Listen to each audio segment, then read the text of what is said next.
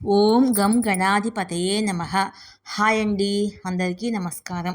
మనం ఈరోజు ఈ వీడియోలో జ్యేష్ఠ అమావాస్య రోజు మనం లక్ష్మీదేవిని ఈ విధంగా పూజిస్తే లక్ష్మీదేవి మన ఇంటికి నడిచి వస్తుంది. జ్యేష్ఠ అమావాస్య రోజు మనం చేయాల్సిన పనులు, చేయకూడని పనులు ఏంటో మనం ఇప్పుడు ఈ వీడియోలో తెలుసుకుందాం. ఈ వీడియో కనుక మీకు నచ్చినట్లయితే లైక్ చేయండి, షేర్ చేయండి, సబ్స్క్రైబ్ చేసుకోండి. ఈ వీడియో లాస్ట్ వరకు స్క్రిప్ట్ చేయకుండా చూడండి. Please subscribe me, support me, share me, like me. Thank you for watching. June నెల 25వ తారీఖున జ్యేష్ఠ అమావాస్య. ఈసారి బుధవారంతో కలిసి వచ్చింది. ఈ అమావాస్య రోజున కనుక ఇప్పుడు నేను చెప్పే విధంగా చిన్న పరిహారాలు పాటించినట్లయితే డబ్బు సమస్యలన్నీ తీరిపోయి ఈ సంవత్సరం అంతా ధనానికి లోటు అనేదే ఉండదు.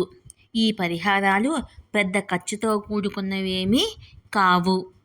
ఎవరైతే ఈ పరిహారాలు పాటిస్తారో వారికి ఆ లక్ష్మీదేవి యొక్క అనుగ్రహము సంపూర్ణంగా లభిస్తుంది. ఇంట్లో డబ్బులకు ఇబ్బందులు ఉంటే జ్యేష్ఠ అమావాస్య రోజున ఈ పరిహారాలు పాటించి చూడండి. లక్ష్మీదేవి యొక్క సంపూర్ణ ఆశీస్సులు పొందవచ్చు. జ్యోతిష్ శాస్త్రంలో జ్యేష్ఠ అమావాస్య రోజున కొన్ని ప్రత్యేకమైన పరిహారాలు పాటించడం ద్వారా ఆర్థిక ఇబ్బందులతో తీవ్ర ఇబ్బందులు పడుతుంటే వారు సంపదలకు అధిదేవత అయిన లక్ష్మీదేవి ఆశీస్సులను పొందటము ఈ జ్యేష్ఠ అమావాస్య యొక్క ప్రత్యేకత. మనం ఏం చేయాలో ఇప్పుడు తెలుసుకుందాము. హిందూ మతములో అమావాస్య తిథిని చాలా పవిత్రమైనదిగా భావిస్తారు. ఆషాఢ అమావాస్య రోజున కొన్ని ప్రత్యేకమైన పరిహారాలు చేయడం ద్వారా లక్ష్మీదేవి యొక్క సంపూర్ణమైన ఆశీస్సులను పొందవచ్చు. లక్ష్మీదేవి ఆశీస్సులతో ఇంట్లో ఎప్పుడూ డబ్బుకు కొరత అనేదే ఉండదు. ఎవరైనా లక్ష్మీదేవి ఆశీస్సులు పొందాలనుకుంటే జ్యేష్ఠ అమావాస్య రోజు ఏం చేయాలో తెలుసుకుందాము. మనం ప్రతిరోజు దీపారాధన చేస్తూ ఉంటాము. ఈ అమావాస్య రోజున ప్రత్యేకంగా ఎర్రటి ఒత్తులతో దీపారాధన చేయండి.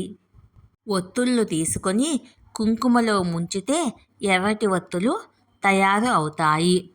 దీపారాధన చేసేటప్పుడు నెయ్యి దీపం కానీ నువ్వుల నూనెతో కానీ దీపారాధన చేయండి.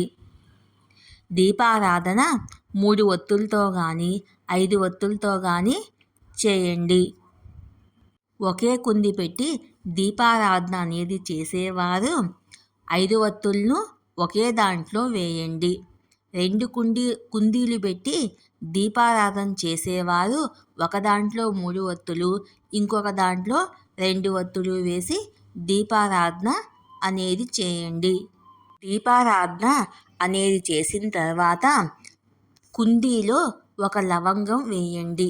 2 కుండీలు పెట్టేవారు 2 కుండీల్లోనూ చెరొక లవంగం వేయండి. ఇదే విధంగా సాయంత్రం కూడా రావి చెట్టు దగ్గర నువ్వుల నూనెతో కానీ నెయ్యితో కానీ దీపారాధన చేయండి. రావి చెట్టు మొదల్లో నువ్వులు, బెల్లం కలిపి చీమలకు వేయండి. ఈ విధంగా చీమలకు వేయటం ద్వారా మీకున్న దోషాలన్నీ తొలగిపోయి మీకు ధనానికి అనేది లోటు లేకుండా ఉంటుంది. సంవత్సరం అంతా డబ్బుకు ఇబ్బంది లేకుండా ఉంటుంది. అలాగే జ్యేష్ఠ అమావాస్య తిథి రోజున ఇంటి ఈశాన్య మూలలో నెయ్యి దీపాన్ని వెలిగించండి. ఇలా చేయడం వల్ల లక్ష్మీదేవి త్వరగా ప్రసన్నురాలు అవుతుంది. మీ ఇంట్లో ఆనందం, శాంతి నెలకొంటాయి.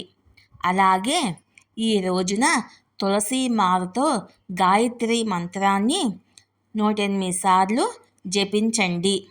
ఇది మానసిక ప్రశాంతత, శ్రేయస్సును తెస్తుంది. దీంతోపాటు లక్ష్మీదేవి మీ పట్ల ప్రసన్నం అవుతుంది. ఈ అమావాస్య తిథి రోజున కుంకుమ పువ్వు, లవంగాలను కర్పూరంతో కలిపి వెలిగించండి. ఈ పరిహారం చేయడం వల్ల ఇంట్లో సానుకూల శక్తి ప్రవేశిస్తుంది.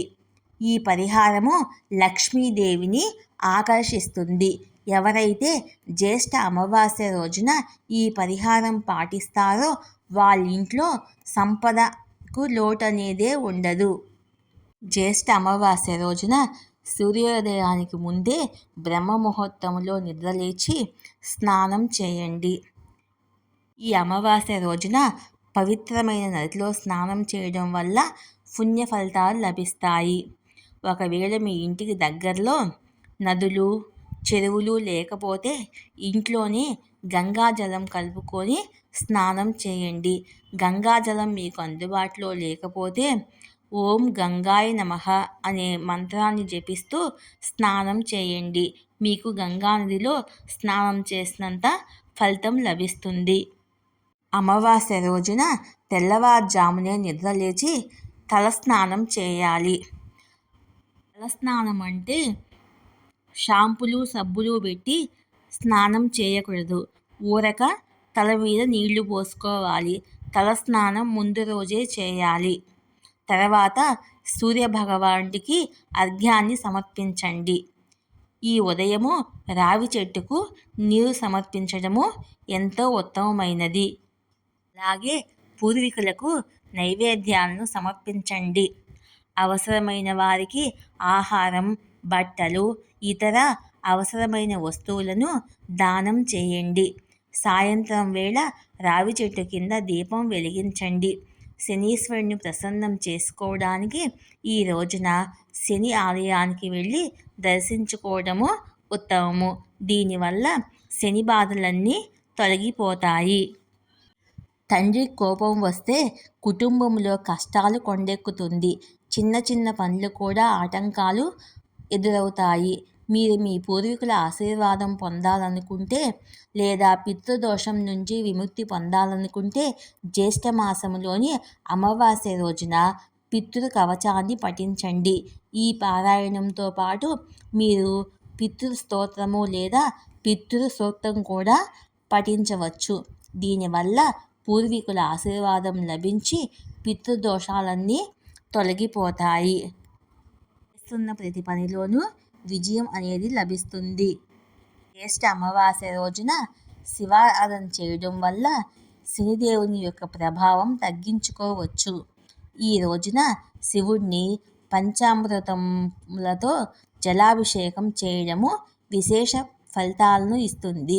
అదే సమయంలో శనిగ్రహము సాడేసాతి చెడు ప్రభావాలను తగ్గించడానికి, పితృదోషము, సర్పదోషాల నుండి ఉపశమనం పొందడానికి శివలింగంపై బిళ్ళపత్రము, గంగాజలము, ఆవు పాలు సమర్పించి శివ చాలీసాని పఠించండి.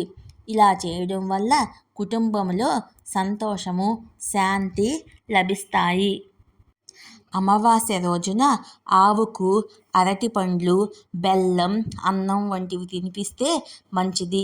పేదవారికి అన్నదానం, వస్త్రదానం చేస్తే పుణ్యఫలితం దక్కుతుంది. అమావాస్య రోజున ఎంత తక్కువగా మాట్లాడితే అంత మంచిది. అమావాస్య రోజున గోళ్లు కత్తిరించడము, జుట్టు కత్తిరించడము, గడ్డం షేవింగ్ చేసుకోవడం వంటి పనులు చేయకూడదు. అమావాస్య రోజున కొత్త పనులు ఏమీ మొదలు పెట్టకూడదు. అమావాస్య రోజున ప్రయాణాలను చేయకూడదు. అమావాస్య రోజున కొత్త పనులు, ముఖ్యంగా శుభకార్యాలను ప్రారంభించడం మంచిది కాదు. వివాహం, గృహప్రవేశం వంటి వాటిని ఈ రోజున చేయకూడదు. సూర్యోదయానికి ముందు ఇల్లు వదిలి బయటకు వెళ్ళడం మంచిది కాదు. స్నానం చేసి నీరు తాగడం కూడా ఈ సమయంలో చేయకూడదు. కొత్త బట్టలు, నగలు ధరించడం అమావాస్య రోజున మంచిది కాదు. అమావాస్య రోజున చీపురు కొనడం లక్ష్మీదేవికి ఆగ్రహానికి తెప్పిస్తుంది. దీనివల్ల ఆర్థిక, ఆరోగ్య సమస్యలు రావచ్చు. అమావాస్య రోజున మద్యము, మాంసము తినకూడదు. అమావాస్య రోజున ఈ వస్తువులను అస్సలు కొనకూడదు. అలా కొంటే లక్ష్మీదేవికి ఆగ్రహానికి గురయ్యే అవకాశం ఉంది. ఆ వస్తువులేంటో ఇప్పుడు చూద్దాము.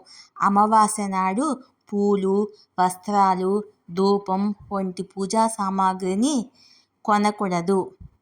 ఎందుకంటే అది మన కుటుంబ శ్రేయస్సుపై ప్రతికూల ప్రభావాన్ని చూపిస్తుంది.